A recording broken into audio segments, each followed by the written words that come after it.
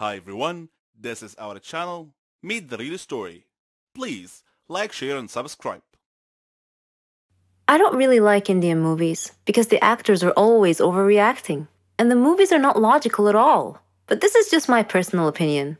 However, I've discovered that there are stories stranger than Indian movies. Let me give you a real life example. I'll tell you a story about a young woman named Samantha. Samantha was a beautiful girl with blonde hair and green eyes. She lived with her grandmother after her parents died in a horrible car accident. The whole country read about it. She had many friends, and all the neighbors liked her. They considered her the most beautiful girl in town. Many had proposed to her, but she didn't care much for them. One day, Samantha was walking alone down the street after visiting one of her friends. Suddenly, she had an eerie feeling that someone was following her. She began running and crying for help. Her follower began running and stopped her. He was an ugly man, pointing a knife in her direction. He asked her to hand over her purse. She threw it at him and made a run for it. The man said wait and made to stop her, but another man appeared out of nowhere and punched the thief, who fell unconscious. The brave and good Samaritan picked up Samantha's purse and handed it to her. He was very handsome, with green eyes, soft hair, and an amazing smile. He escorted her back home, and she felt that he was her knight in shining armor. She went inside and hugged her grandmother tight, who was a little surprised but smiled. Samantha was so happy that she gently pulled her grandmother to her feet, and they whirled around and danced playfully. The very next day, she was surprised when she answered the doorbell. Steve, the tall, handsome man, was standing there, holding flowers. He proposed to her, and she said yes. Thus began their love story. Then one day, Samantha was standing in the kitchen preparing dinner. Steve and her grandmother were out, but they were supposed to be back soon. Samantha had everything ready, and she set the table. The house door opened, and Steve walked in. Samantha went to greet him, but she felt dizzy and fainted. Steve quickly took her to the hospital. The doctor congratulated Steve, saying that he was going to be a father. Steve was ecstatic, but Samantha was not. Instead, she was shocked and nervous. She said that she was too young to have kids, that she wasn't ready to be a mother. Steve was taken aback and said, "But why? Don't you want him?" Things were different from that point on. Samantha tried to get an abortion several times, but Steve was always stopping her. She couldn't accept it. She blamed Steve, but Steve couldn't understand her. In her 7th month of pregnancy, Samantha was with her grandmother at the supermarket when she saw a small boy run onto the road. Fearing he might get run over by a car, Samantha quickly pulled the boy off the road to safety. The boy's mother saw what happened and thanked Samantha, feeling so grateful and relieved. Samantha was crying at the moment and replied, "No need to thank me. I'm going to be a mother like you soon." For the first time, she was beginning to feel real affection for the baby. "Forgive me," she silently thought to herself. She tried to contact Steve many times to tell him that she had finally accepted.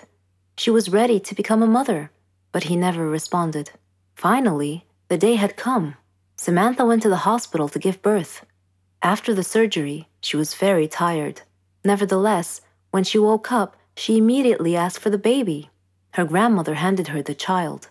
It was a daughter, and she was so beautiful. The nurse tried to take the baby out of her arms, but Samantha refused, wanting to hold her for as long as she could. The next day, Samantha heard a big commotion, and she had a feeling of dread that something bad had just happened. It was confirmed when she saw her grandmother's face. She asked what had happened, and her grandmother told her that a child was missing and had apparently been kidnapped.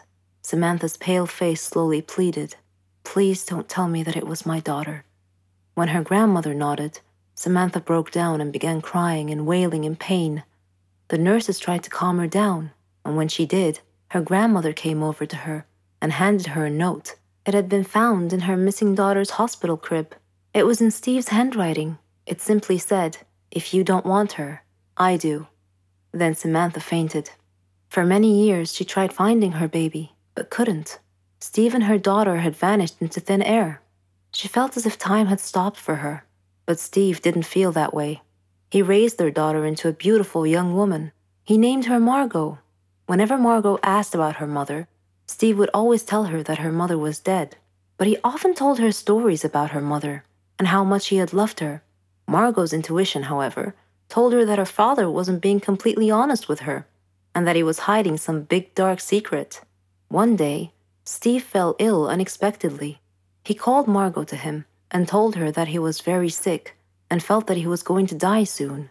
He said that he wanted to reveal a secret that he had long kept from her, that her mother was actually alive, and that her name was Samantha. He told her that he had kidnapped her from the hospital at birth because her mother did not want a child. He regretted it and asked Margot to forgive him. He gave her Samantha's address, and soon after, he died. After his death, Margot decided to go looking for her mother. I am Margot, and I am now standing at my mother's address. At her front door, I cannot predict my mother's reaction when she answers the door and I introduce myself as her daughter, but I'm going to hug her and tell her that I've missed her for so long. Hello, I'm Sarah. Ever heard of a phobia before? Don't worry, it's not contagious or anything. It just means you're scared of something in particular. Places, people, things. I have a phobia, but I don't like to talk about it, and I definitely don't want to be seen in that state. I was in my second year at college. I had been very busy that semester because we had a lot of assignments, and it was fine. I mean, I liked studying and completing tasks, but I was never a nerd or a geek. No. I like to dress nicely too. I have my own fashion and style. It wasn't easy making friends though. There were two types of people at my school. Smart nerds who couldn't care less how they dress, and complete airheads who dressed nice. I didn't fit in either one of those groups, so I basically kept to myself until one day I got assigned to do a task with a girl and a boy, Jane and Kyle.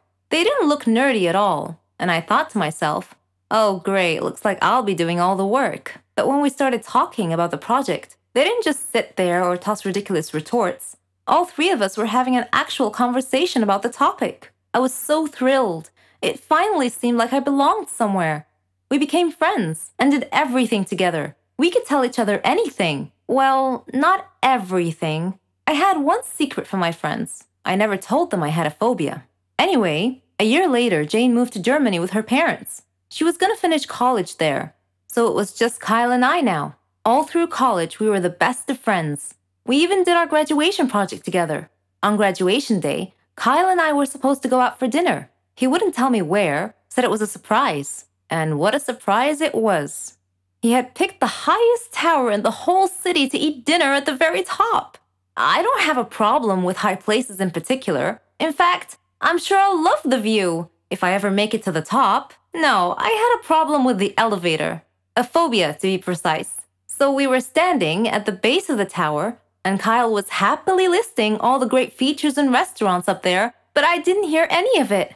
I was too busy fretting, frozen to the spot, desperately trying to find a way out of the situation. I couldn't say no to Kyle, who was all excited to go up the tower, so I clenched it in and tried my best to stay calm.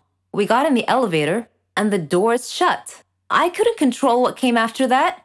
I was terrified, screaming and shouting hysterically, banging on the walls, then falling to the ground. Of course, I don't actually remember any of it. Kyle told me later on. The last thing I remember was the elevator doors shutting close. When I came to, I was at the hospital. Kyle was sitting by my bed looking worried. When he saw that I woke up and that I was feeling fine, he started laughing at me, saying, "Why didn't you tell me you had a phobia?" I felt ridiculous and started laughing too. And then, out of nowhere, he proposed. It was his plan all along, although he pictured it at the top of the tower. All that happened 3 years ago. We're married now, and we have a baby girl. I'm being treated for my phobia. It's not completely gone, but I'm way better now. Apparently, hiding my problems never solves them. I'll have to face them, sooner or later. Hello there, my name is Pearls. The first day of my professional life was the worst professional day ever.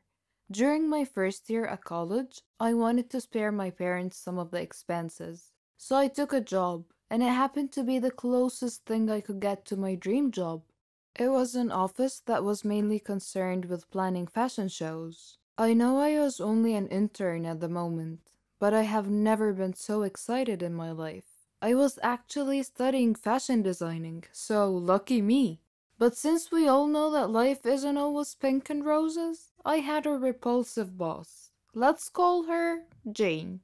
I was Employee of the Month 3 times in a row. My life couldn't get any better. Well, except for Jane, who always thought I made her the worst coffee ever, yet she still drinks it.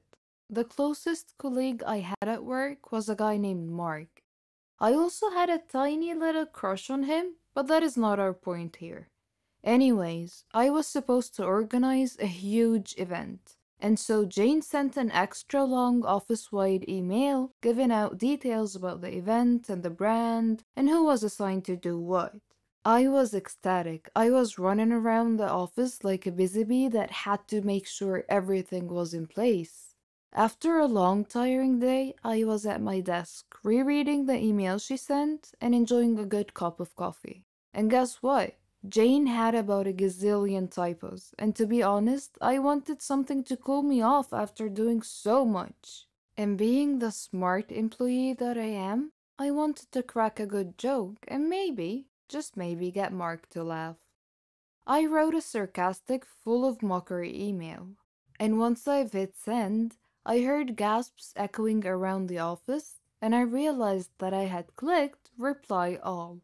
Jane called and wanted to see me at her office. My knees were all spaghetti-like and I wore my heart down my sleeve. And to my greatest surprise, Jane took it too well. She told me, and I'm quoting, "I think you have a great sense of humor."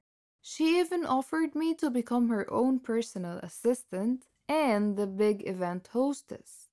And not after a long time, Jane had ruined my promotion happiness.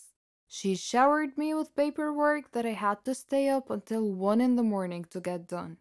And when the big day was finally here and I was getting ready for the event, I got a bit too excited and I went to the office all dressed up.